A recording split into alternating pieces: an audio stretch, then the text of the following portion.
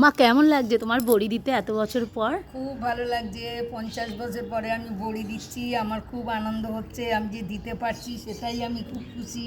হ্যাঁ, এটা একটা অনেক বড় ধৈর্যের ব্যাপার। হ্যাঁ, ধৈর্যের ব্যাপার। হ্যাঁ, এই বয়সে দাঁড়িয়েও যে তুমি এই ধৈর্যটা হ্যাঁ, হ্যাঁ, রাখছো, হ্যাঁ।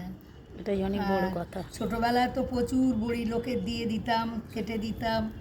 উঠোন ভর্তি সব বড়ি দিত, 5 কিলো 4 কিলো করে ডালের বড়ি। তার মধ্যে আমিও যেতাম, হাতে হাতে সবাইকে করে দিতাম। সেই অভ্যাসটা আমার ছিল, কিন্তু এখন একটু হাতটা অন্যরকম হয়ে গেছে, তবুও করছি। আচ্ছা, এটা কি ডালের বড়ি দিচ্ছ? এটা বিউলির ডালের বড়ি। ও আচ্ছা, যাক ভালো। হ্যাঁ, তুমি খুশি তো বড়ি দিতে পেরে? হ্যাঁ, আমি বড়ি দিতে পেরে খুব খুশি। ঠিক আছে, ঠিক আছে।